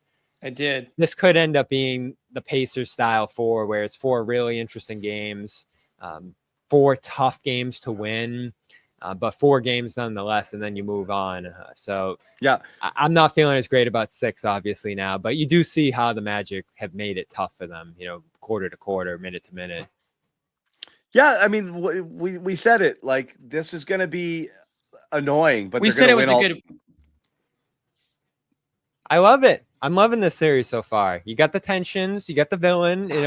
I was saying going into the Garden before game 1, Tom, I was like, there's no villain in this series. It's tough to play it up. It's tough to do the man on the streets without that. And then boom, first game, you get the villain there. And I love Al playing it up, right? Everyone around it is saying, oh, it's just basketball. It's blah, blah, blah. But Al, again, to Gary tonight, said it was another intentional act by KCP. And I love that KCP embraced it. There was no apology earlier. There was no, oh, you're sorry. It was, that's who I am. That's how I'm going to play. That's how I'm going to continue to play. And that's what he did tonight too. Dreadful game from him. But a bunch of more hard fouls and a team that just wants to rock you off your spot. And they've, as you guys heard a couple minutes ago there, continued to embrace it even after 2 games, after 2 losses here. They're like, that's who we are. That's what we have to do. I don't think it's been super effective, but it's a good test for the Celtics. And I love it, Jimmy. I think if they win the championship against some of the tougher defenses down the line, I do think you'll look back at this series and say, "Oh, this prepared them well for those moments later." That's what we said earlier in the show, right, John? We basically said, kind of the perfect opponent for the first round, a team that you can beat, but a team that kind of snaps you out of that like regular season lull that this team had. Sorry, Bobby, see you later. That this team had in the last, I would say, a couple months of the regular season. Just being where they were, seed wise, and just making sure that they were healthy going into the playoffs. But you have a first round, you kind of get literally punched in the face, I guess, when the playoffs start here. And again, not against a team that is better than you by any stretch. They're not even close, but a team that forces you to play hard in ways that you don't typically have to is really what it is. So preparing you for those future matchups that you are going to need to have the physicality with, but also you're going to need more offense. And I think Bobby mentioned it, that these have been like more defensive wins here. At some point, the offense from a whole team standpoint has to click. It might not be in this series, but I think at some point it's going to have to, because you're getting it from a player here and a player there, but we're not seeing, at least not yet, those games that we saw when Boston really looked like one of the best offenses in the NBA, when they were whipping the ball around, when they were making that extra play, when the shots were going down, and when they were playing, when they were getting up and down the court too. So not a concern. It's just the way that they're still winning the game the way it needs to be won. It's just not the way that we've seen it often. Shout out Mike Hoffman, former NBC Sports Boston employee, looking for Bailey. Bailey's behind the scenes, Hoff. Oh, he's hanging out. Hoff in the building. He's hanging out. Bailey's running the show behind the scene. Bailey Kennedy, one of our new producers. Hoff's here. working like 3 fantasy baseball teams right now, I'm sure. What the hell? Probably winning them all too. He was doing fantasy hockey too. I was like, I can't do fantasy hockey. Yeah. Bailey can only show his face after they win, like Amit reluctantly did last year. Yeah, he's weeping over the T-Wolves. He is a little sensitive about the T-Wolves. There's no question about that. We're going to bring back Bobby and Noah into the fray here and let them take it away, guys. Noah, look who the cat dragged in. We heard a little bit from Bobby, but your primary thoughts on tonight's win. I think this was one of the most fun games I've ever covered. I don't know if it's just maybe it's early in the playoffs and maybe a little. But I tweeted the same thing. Favorite game of the year. Yeah, crowd was awesome. Crowd was 10 out of 10. And then just there were so many moments between the Porzingis bleeding incident that just kind of like infuses life into this building. I think just Tatum being out makes it so that this win felt more meaningful. There was a little bit of adversity they had to overcome. He's their guy. He's their focal point. And so I thought it was impressive that they were able to pull out a win against the good Magic team still, and never really, like, they always had that 9 or 10 point cushion, which is part of why the vibe in here was always really good, because I think they, if it's a 1 point game, you sense a lot more anxiety in the building. But big takeaway, I think, is Jaylen Brown. Like, we were all so concerned about him heading into the postseason and what were we going to expect and what we're going to see. And obviously it's one game. Like, he was asked off the top, like, is it vindication? Like, no, it's just game 2, but just a amazing performance when they really needed it. Another Finals MVP. That was wild. I don't know what that was. But I'll say that question was answered more respectfully than any of your questions, Bobby, and I don't really fully understand that.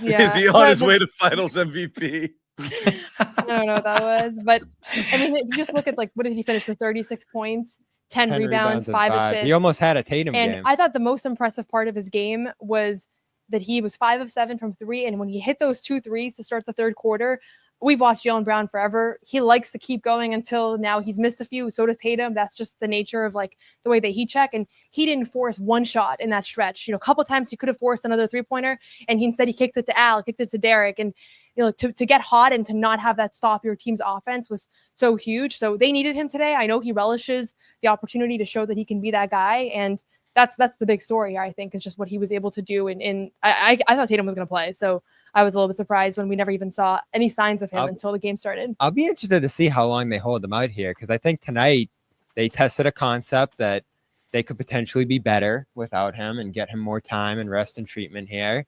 And so maybe that sets him up for a game 3 return, but maybe it also proves the point that they can get by in this series. And I think you said that, and many feel that way, that they could probably replicate the same performance that they'd be capable of with Tatum in this series, and prevent more bruising, or just get the treatment that he needs here, whatever needs to be done there.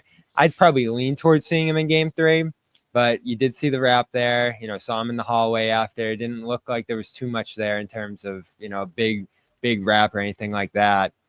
But I do find it curious that he missed this game, because all we've heard, right, is pain tolerance, right? Play through it. Can you just handle the pain and be effective through it?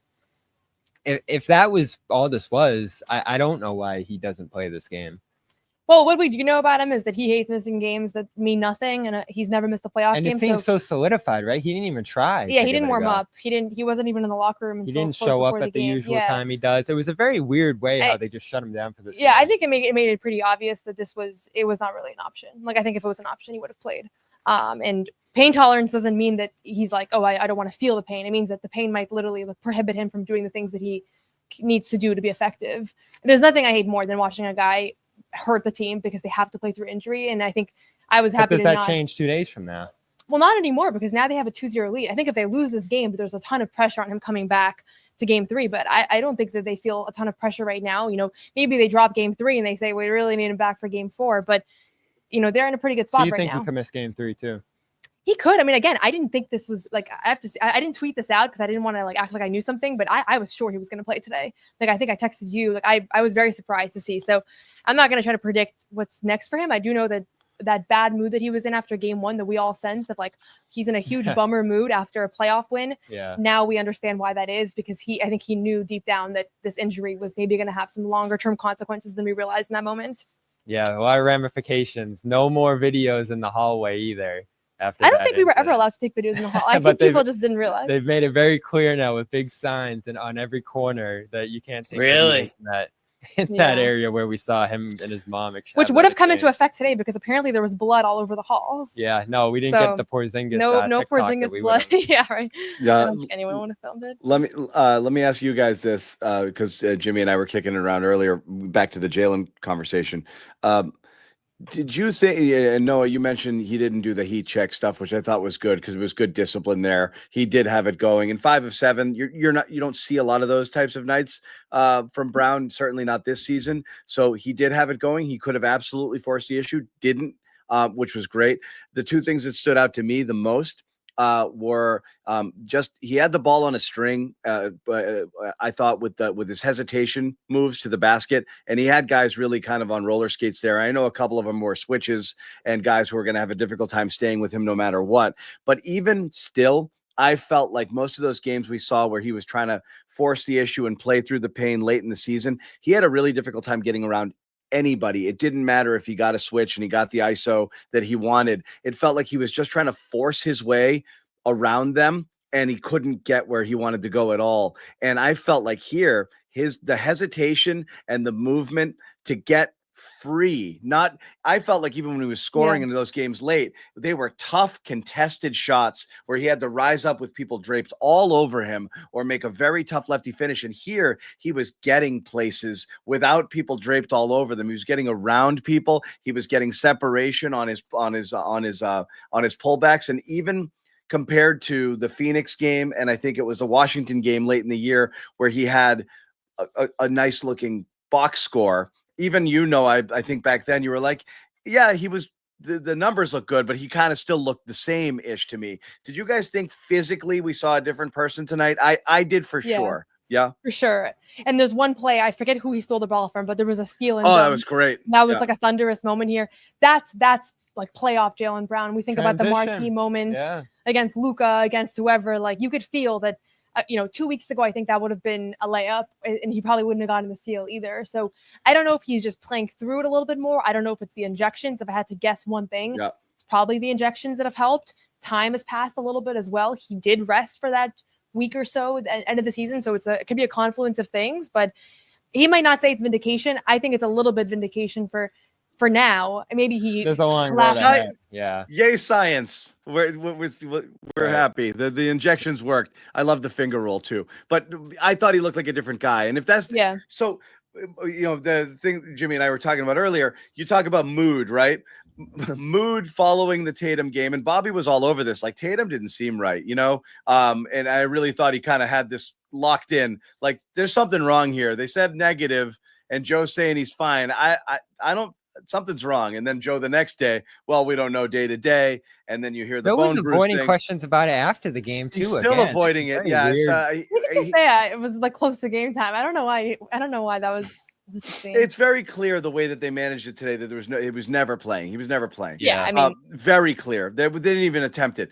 I don't know that he can shoot with that wrist right now. Like, yeah.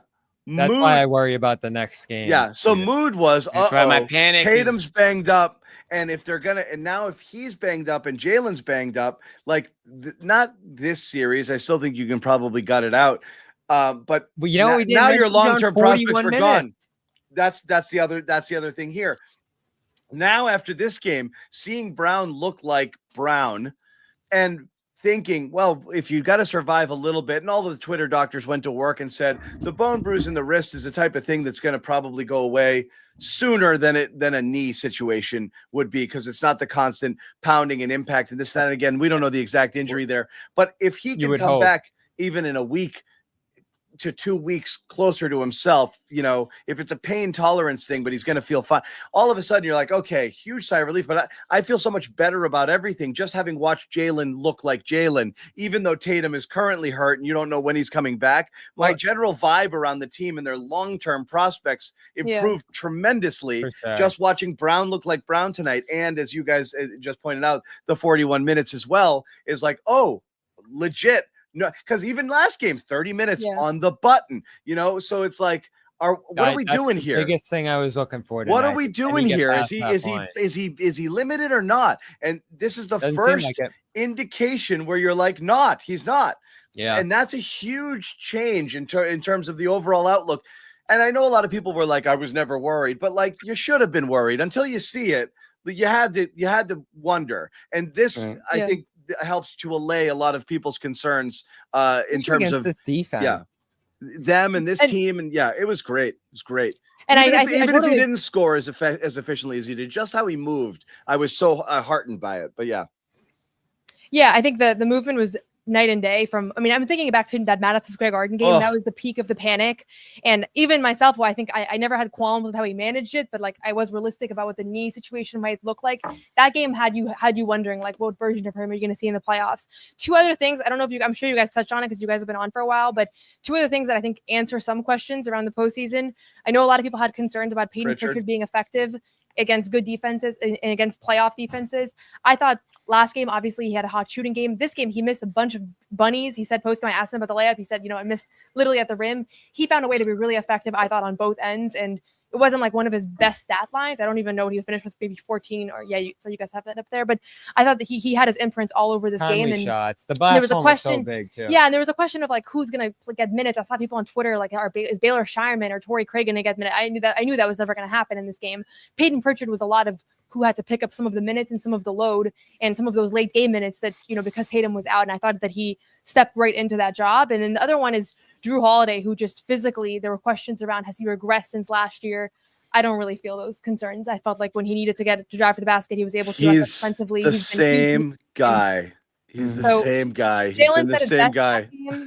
Jaylen was like, you guys talk about the regular season with Drew, it's the playoffs. And I feel like it wasn't necessarily at us, but I feel like we've all had thoughts about like, is he going to be able to step up? And I do think he's been conserving energy a little bit. So thinking long-term, like those things as well make me optimistic for this team's ability to maybe deal with Tatum missing a few games here. Yeah, and it might be for the better, right? Because Tatum's return could be disruptive. And I think you make a good point about how they had the room for error and it could have been worse if he went out there and wasn't himself. Brown, you see it again. I'll go back to a big thing I was on early this season, the full first quarter.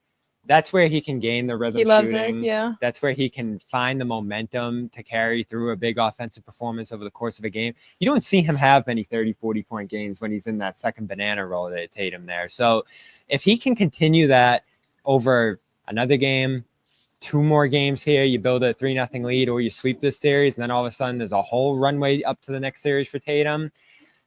That's probably a good way to handle this. Now, I don't think he's going to like that. I think there's a very good chance he's back next game just because he wants to be back out there as quickly as possible. But you can see a world where he comes back, and if the shot's not there and all of a sudden the ball's in his hands a ton and Brown's not able to orchestrate the offense like this, it actually could be a little disruptive going on the road here, having him return to the lineup after what they did tonight. So I'm going to be very curious to see how they handle this. I doubt it would be disruptive. I think ultimately, like there's still less pressure on Jaylen with Tatum out on the floor. He took 17 shots in this game, so it's not like his usage went way up because of the fact that Tatum was out. So, insanely efficient game. yeah, for him. I think the biggest change, and I don't know if this is long term going to sustain, but he's shooting 50% from 3 in April, and we've talked about it all year. Like, this has been the worst 3-point shooting season of his career. Ever since the injury, he's been shooting pretty efficient. Yeah, not the first little stint after the injury, he was terrible. Like, he was 25%, and then he missed some time, came back midway through that Western Conference road trip, and then since then he's just been on fire, and that's what's really helped him. Like, even when he wasn't able to move that well, he was still able to put up points because suddenly he was like a 3-point shooter. So I don't know if we can count on that for the whole run, but that's been like a big part of his success. Yeah, 36 points on 19 shots. Incredible, incredibly efficient night from Jaylen Brown. We're going to talk a little bit more. We're going to talk a little bit more about Jaylen. We do have to tell the folks at home not about Kristaps, but about these guys. LinkedIn. Who here's got a job to post? Anybody? Bailey, throw up the LinkedIn lower third, would you? I can't find it. Anybody? Do we have a job to post? There it is. I found it. Do you have a job to post? As a small business owner, you don't have the luxury of clocking out early. Business is on your mind 24/7. So when you're hiring, you need a partner that grinds just as hard as you do. And that hiring partner is LinkedIn Jobs. I use it. It's how I found Bobby. Is that how I found you, Bobby? No. I think Bobby was. No, Ahmed was from LinkedIn. Ahmed we found on the Garden Report, and Bobby. That's what I thought. I was like, Bobby, what? I think Nick adopted when he was like 3. So Bobby's been part of the CLNS family for a long time. Have you ever hired somebody with LinkedIn? We have hired plenty of people with LinkedIn. It's super easy to do. And if you are hiring, all you have to do, you post your job. You get qualified candidates, obviously, based on LinkedIn's data. 72% of small businesses use it, and that's where they get the majority of their applications. You get to share within your network and let your entire network know that you're hiring, and then you get a lot of referrals, which is really excellent. And we get a lot of candidates coming in that way. And find out why more than 2.5 million small businesses use LinkedIn for hiring today. All you have to do, if you want to post your job for free, go to linkedin.com/garden. That's linkedin.com/garden to post your job for free. Terms and conditions do apply. I also have to tell people about this, Jimmy Toscano. Yes. What do we have going on at the store? There it is. The promo code tonight is 14 more. You guys can do the math. Why 14, Jimmy? Why that is 14 more, 16 minus 2, 14 more wins. It's going to get hard soon. I know, this one's once easy. Jimmy gets to around 11, it's bad. Forget it. I have to start carrying the 1 and all this stuff. A lot of finger counting. But guys, take a look. Take a look at this graphic here. We've got fresh merch on the store right now. We've got hoodies, multiple colors. We've got the new logo tee. Yes, Noah, that is correct. You are on the new logo tee. We got string bags. You can put your gear in the bags. We got beanies. You'll also see something on there that looks like a sleep mask. It's because it is. We're selling sleep masks now. I got that. Sleep mask is going to be my new helmet, baby. The thing is, we don't have the sleep mask for sale yet. They are still being shipped to our supplier, and we don't want to sell them yet and have people be waiting on them. So as soon as they hit our supply shop, we will give them to you guys. But the thing behind the sleep mask is, so we do the hard hats for the big wins, the big fun games, and you show up.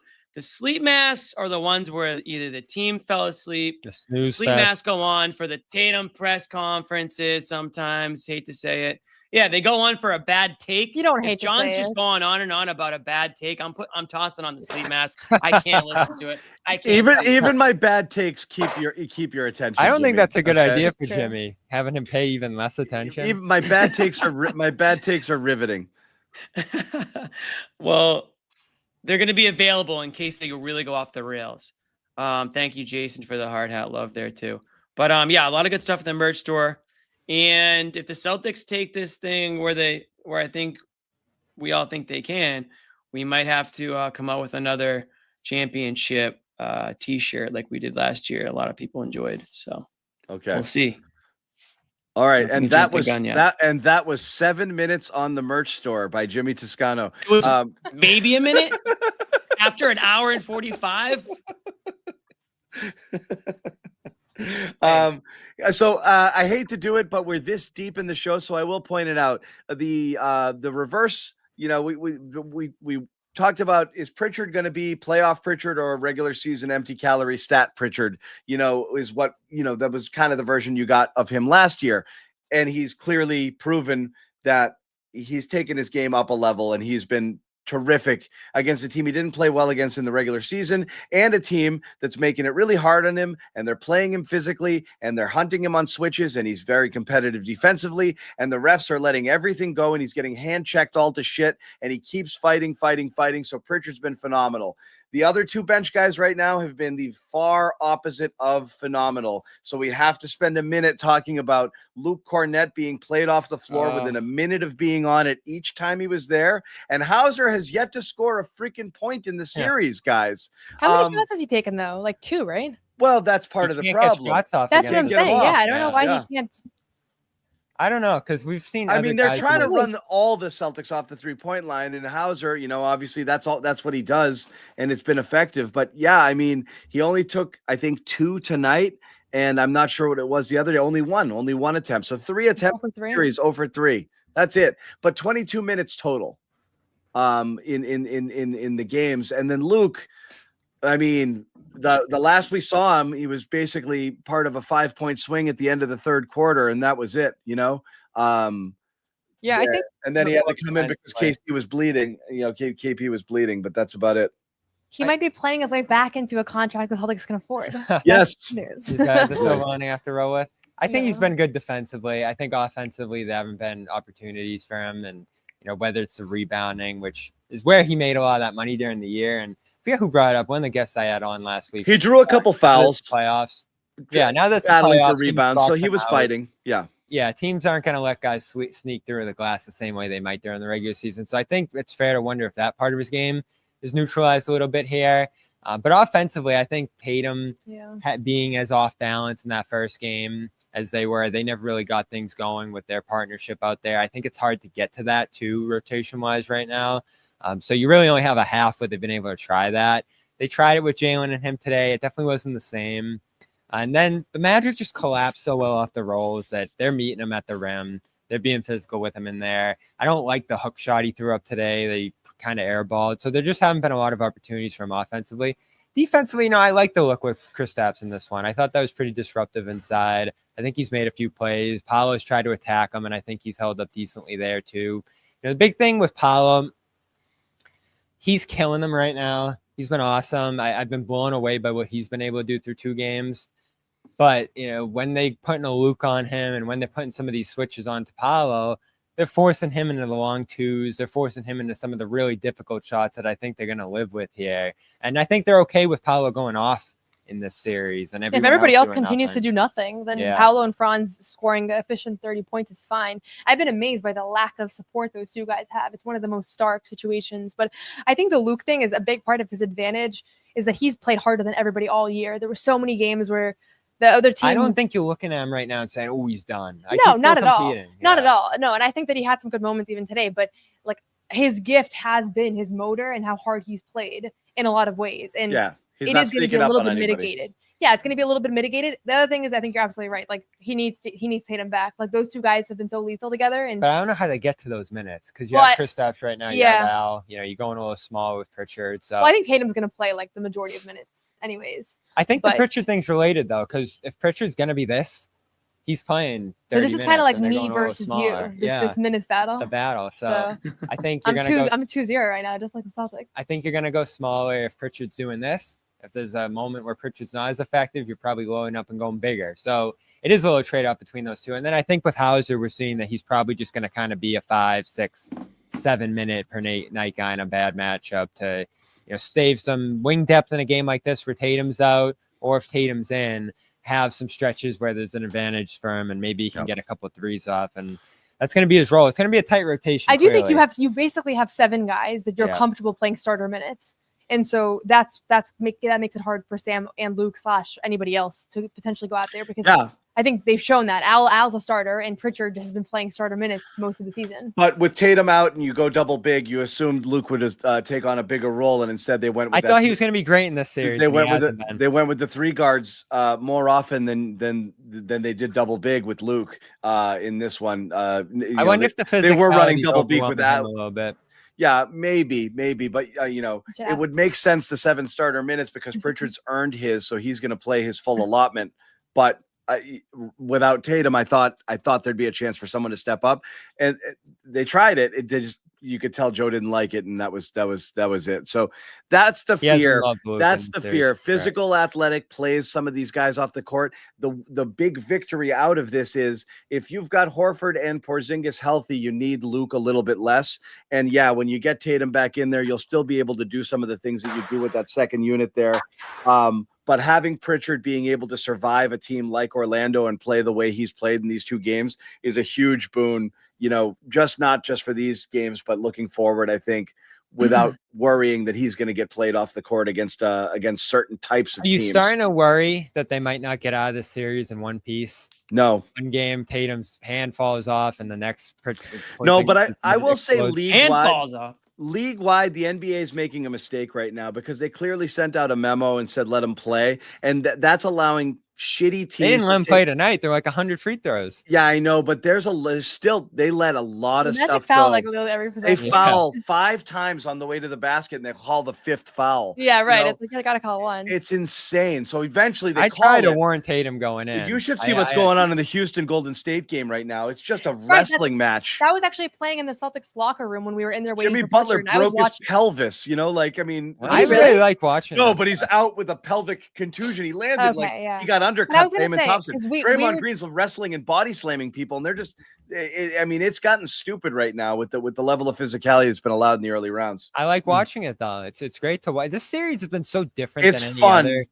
Yeah, to watch. But no, what you were saying? Fun is that I was gonna say I think we're watching this series hyper focused, but I totally agree with John that the physicality has been off the charts throughout the league. I thought Knicks, Pistons, every possession somebody's on the floor. I feel like somebody's gonna get hurt, and so far hasn't seemed to be anything major, with the exception being I guess Tatum missed this game, but it does feel bigger than just the Magic. But it has made I don't know that the fans would have been like they were today if the little scuffle hadn't happened. You felt like every foul, every time KCP took a shot, every time Al did anything, it was like there was so much. Al playing it up really helped. Al's really been playing it up. Yeah. So in the same way that it's like a little bit scary, it's also like it's invigorating the series, and I think the players feel too. They have. That's the thing. like they're playing harder when they get fouled. Jimmy will appreciate it too because he's somewhere in between Boomer, me, and the younger generation of fans. But look, what makes this stuff great and what made it's not the physicality of like the prison ball sort of 90s rules that people are romanticizing over, because the quality of that basketball was garbage, but it's the hatred and it's the bad blood. Like villains make sports more exciting than heroes. Oftentimes it's almost more important to hate the other guy as it is to love your own players, because you just want to get them and you want to stick it to them. And without allowing a little bit of that, it's hard, because if it's just like, oh, pat on the bat, pat on the butt, we all played AAU together and then we're going to go to a friggin' all white party after this, you lose a lot of that. So the one area where the boomers are right is it's too freaking friendly. And so you do need a level of physicality to bring that out there. And remember that, like, we're both fighting for the same thing, and I don't want you to have it. And Right. seeing people get And after again, it a I little love- bit makes a difference. Yeah. I love even facing, the hostile crowd and criticism and Horford's comments that KCP's out there 3 minutes into this game pumping up the crowd as they're booing him. It was awesome. What a scene in here. And this series to me, even if it does go down in 4 games here, it's going to be a memorable one because I think this Magic team challenges you in some unique ways. They've developed that villain, which I didn't expect. I wouldn't have picked someone stepping. I wouldn't have up picked into that role going KCP. into I've this never series. really seen that side of him. Yeah, and then he missed But- every shot tonight, which That helped was all the also more great. the crowd Yeah. get into it. I was seeing Magic fans saying online today this is the first time they've liked him since he signed his contract. He's been awful. I Because don't he's really had a understand it. disappointing shooting season, and that's what Yeah. they really needed. John, to your point, I don't know if you guys have caught like Damian Lillard and Tyrese Halliburton. Yeah. That's like the most fun thing happening in the NBA right now because Yeah. it's just you don't see that rivalry of two like American Stars. guard players who could have been in the same circuit growing up, but they weren't. I don't think, but they seem like they hate each other right now, and I feel like you don't really have like hatred yet. But Al's been kind of leaning in more than anybody. So He did it again tonight with Gary. I loved it. I love it. I love it. So good stuff as the Celtics defeat the Orlando Magic 109-100 to take a 2-0 series lead. Game 3, thankfully, these are stacked up quickly. We got Game 3 Friday, Game 4 Saturday. We don't know what we're going to get out of Jason Tatum, but we do know that Bobby and Noah will be headed to Orlando to cover Nice. those games for us, and you should keep it here with CLNS, not just at the Garden Report, but clnsmedia.com and all of the podcasts we have on our network, which you can find if you subscribe to the Celtics All Access channel on YouTube or our main channel for all of our Celtics content, which includes Noah's You Got Boston podcast, and there will be one coming out soon after this Garden Report is over. So if you want more basketball talk from Noah, make sure to check that out. A host of other great podcasts, including First to the Floor, and I know we got Jake and Ben in the chat, one of my favorite shows on the network. You got to check out the Aussies. They know their stuff. Jack Simone and How About Them C's, Cedric Maxwell podcast, Celtics Beat, which Bobby, I need you to co-host this weekend. We'll talk about it later. Big 3 podcast with Sherrod Blakely. Sherrod will be back for Game 4. He's going to be out for the next one as well. And tons more. Still potable, blah, blah, blah. So check it out. Subscribe. You can also subscribe, rate, review this podcast in audio form wherever you listen to your podcasts. If you need to run it back or you jumped in late or you want to check it out on your way to work tomorrow. But again, thank you guys for hanging out with us on the Garden Report. More basketball content coming up with Noah on this channel. So stick around. For Bobby, Noah, Jimmy, I got to find the outro and press it, and we are out. No one's sneaking a vegan brownie by me, I'll tell you that. Okay, you know what, John? We're gonna do it. You have to feel that way too, Bobby. I have to Same. feel that Same way. for you. Let's fight out over and make Luke your first center. Bobby, we gave you Luke hour early. We're not going to end this on a damn conversation about Luke